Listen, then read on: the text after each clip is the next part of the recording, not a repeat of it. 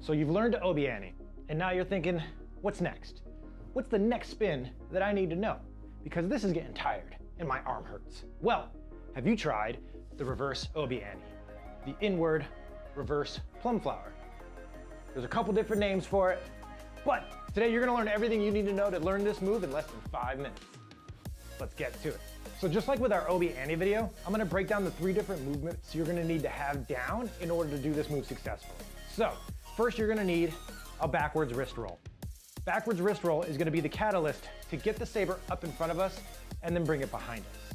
The next, you're gonna need good shoulder rotation. So make sure that arm is good and warmed up before you get to practicing this video. The third thing you're gonna need again is hip rotation. All of this is gonna be key to doing this move successfully. So I break this move down into 3 major parts: the big wave and stab, the unwrap, and the wrist roll. That's all you're gonna need to tie this move together.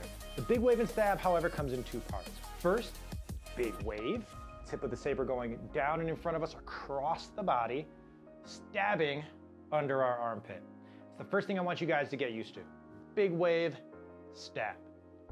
Tighten that up, see how cleanly you can get and how quickly you can get to that big wave and stab. Part 2 of the big wave and stab is gonna be our hip rotation. So make sure we've got this piece down right here. So big wave and stab, turn away from my weapon arm, and as the stab comes through, I turn back towards my weapon arm.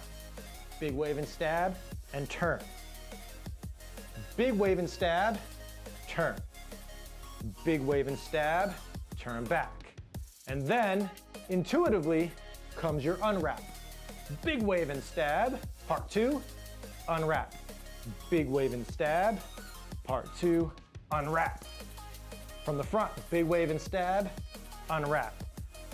Big wave and stab, unwrap. Once you've got that feeling real good, it feels fluid, it's slow, it's smooth, pick up the pace. Big wave and stab, unwrap. Big wave and stab, unwrap. Now, the final part you're gonna need for this is your wrist roll. The wrist roll ties those 2 parts together so much more seamlessly, so much more fluidly.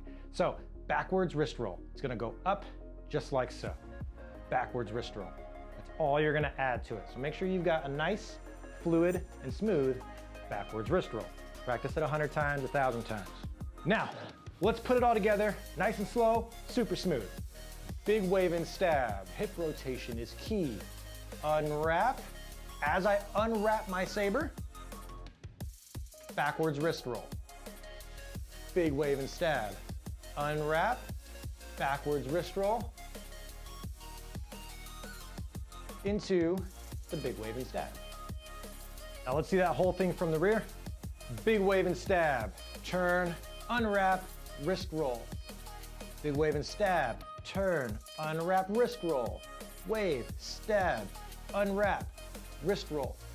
Wave, stab, unwrap, wrist roll. So when you have your big wave and stab, stop at the end of the wrist roll before you move into your next one. And just see how that feels and how that looks.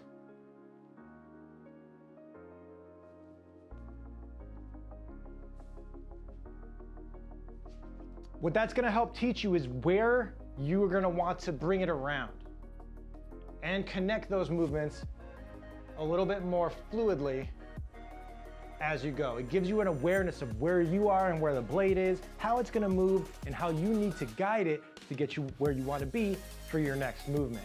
Because once you got this down, you're gonna wanna add some things. And then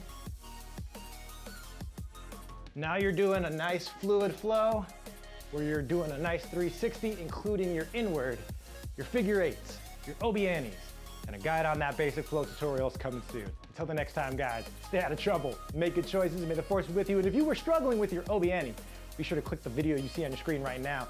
Until the next time. I already did the outro, didn't I? Stay out of trouble, make good choices, and may the force be with you. I'll see you guys later.